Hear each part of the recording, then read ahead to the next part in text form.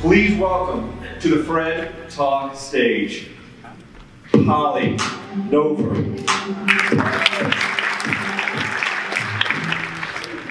My life changed dramatically 12 years ago. My first NSA conference in Parsippany, New Jersey. I invited my husband, he was my boyfriend at the time, he's now my husband, Phil, in the front row supporting me, how he always does. Thank you.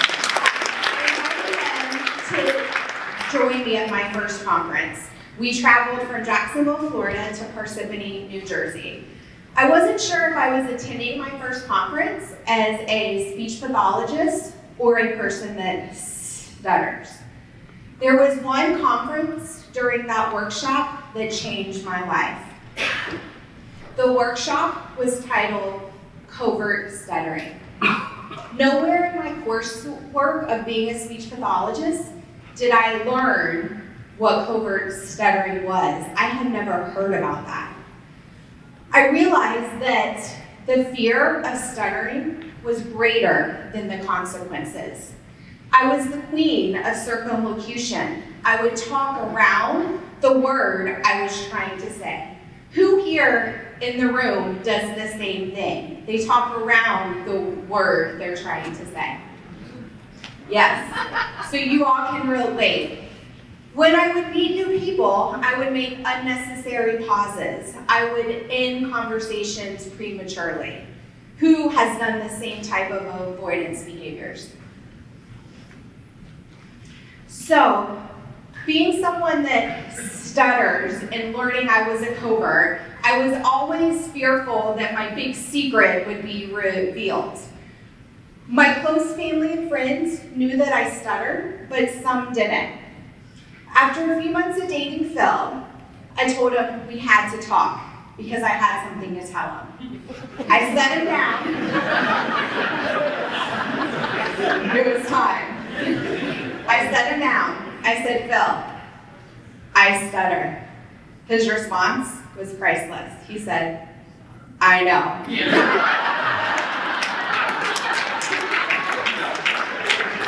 Despite all my covert tricks, he knew, and he was okay with it.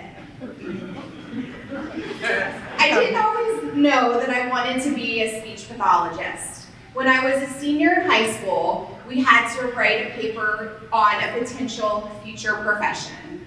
I chose speech pathology because I attended speech therapy throughout my childhood, and I wanted to write a paper about something that was not a paper that everyone else was writing a paper on.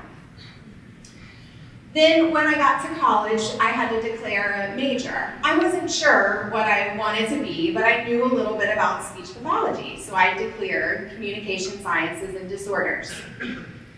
Once I got through some courses and realized that you have to have a master's degree, I thought, I'm not going to be a speech pathologist. I don't want to be in college for that much longer. Well, by the time I was about to graduate with my bachelor's, I wasn't ready to leave college. So I said, I'm going to become a speech pathologist. So, one of the most important roles I have in life is being a parent. I have two boys, Colton and Beckett. Colton is 8 and he stutters. Being a parent of a child that stutters is harder than being a person that stutters, and it's harder than being a speech pathologist that stutters. I struggled internally with Colton. Every stutter he had, I noticed in about 2. And I was cool as a cucumber on the outside. We would talk about how he has bumpy speech. That's what we call it in our house, bumpy speech. And I would tell him it's okay, mommy has bumpy speech too. But I struggled that he stuttered. I had guilt, I gave that to him. Something traumatic happened. When he was 3, he fell off the bed, he landed on his head, and we thought he was paralyzed. Rescue came. He was transferred to the hospital via helicopter. It turns out he just had a concussion. But that was the perspective that I got.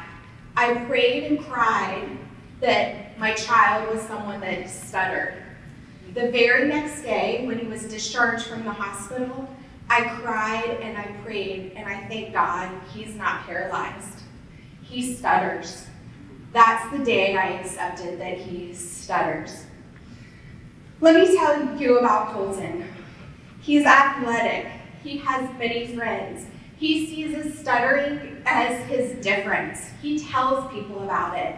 He recently gave a presentation to a second grade class on stuttering.